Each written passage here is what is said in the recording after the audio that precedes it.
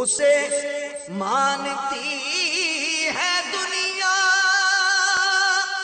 اسے ڈھونڈتی ہے منزل، اسے ڈھونڈتی ہے منزل، رہے عشق مصطفیٰ پہ جو غلام چل رہا ہے۔ حضرت سیدنا انس بن مالک رضی اللہ تعالیٰ عنہ فرماتے ہیں، ماہ شعبان کا چاند نظر آتے ہی صحابہ کرام علیہم الرضوان تلاوت قرآن کی طرف خوب متوجہ ہو جاتے، اپنے اموال کی زکوٰۃ نکالتے تاکہ غرباء و مساکین مسلمان ماہ رمضان کے روزوں کے لیے تیاری کر سکیں۔ حکام قیدیوں کو طلب کر کے جس پر حد یعنی سزا قائم کرنا ہوتی اس پر حد قائم کرتے، بقیہ میں سے جن کو مناسب ہوتا انہیں آزاد کر دیتے، تاجر اپنے قرضے ادا کر دیتے، دوسروں سے اپنے قرضے وصول کر لیتے، یوں ماہ رمضان المبارک سے قبل ہی اپنے آپ کو فارغ کر لیتے، اور رمضان شریف کا چاند نظر آتے غسل کر کے بعض حضرات اعتکاف میں بیٹھ جاتے۔ میٹھے میٹھے اسلامی بھائیوں، آپ نے دیکھا پہلے کے مسلمانوں کو عبادت کا کس قدر ذوق ہوتا تھا، مگر افسوس، صد کروڑ افسوس، آج کل کے مسلمانوں کو زیادہ تر حصول مال ہی کا شوق ہے۔ پہلے کے مدنی سوچ رکھنے والے مسلمان متبرک ایام میں رب الانام عز و جل کی زیادہ سے زیادہ عبادت کر کے اس کا قرب حاصل کرنے کی کوششیں کرتے تھے، اور آج کل کے مسلمان مبارک دنوں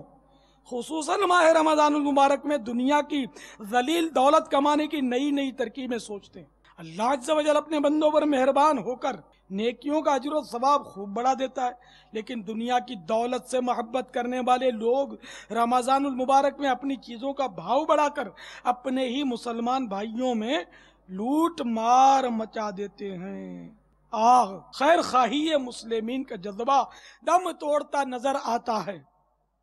اے خاصان رسول، وقت دعا ہے، امت پہ تیری آ کے عجب وقت پڑا ہے، جو دین بڑی شان سے نکلا تھا وطن سے، پردیس میں وہ آج غریب الغربا ہے۔ فریاد ہے اے کشتی امت کے نگہباں،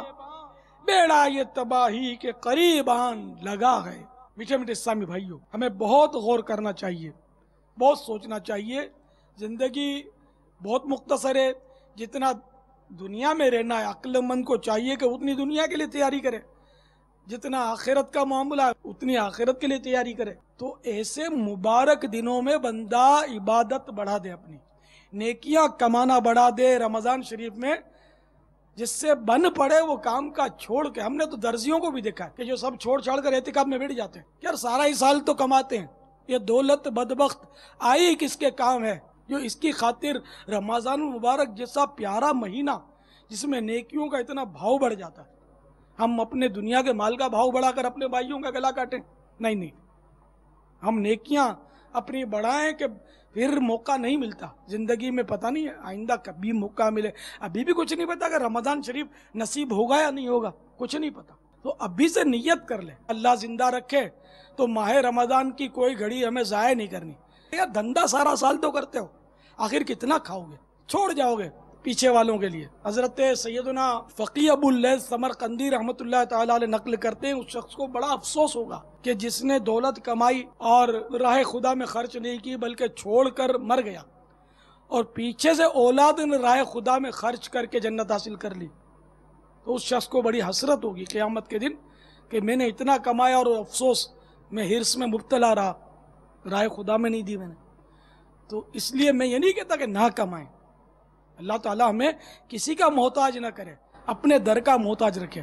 لیکن میں حرص کا مخالف ہوں۔ ہم لوگ جو حرص کرتے ہیں نا کہ بس وہ بینک بیلنس بڑھائے چلے جائیں،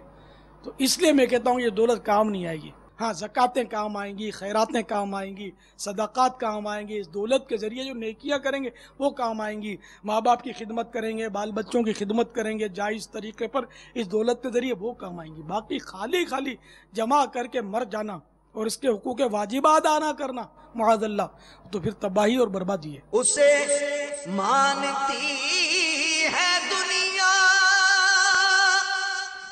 ڈھونڈتی ہے منزل، اسے ڈھونڈتی ہے منزل، رہے عشق مصطفیٰ پہ جو غلام چل رہا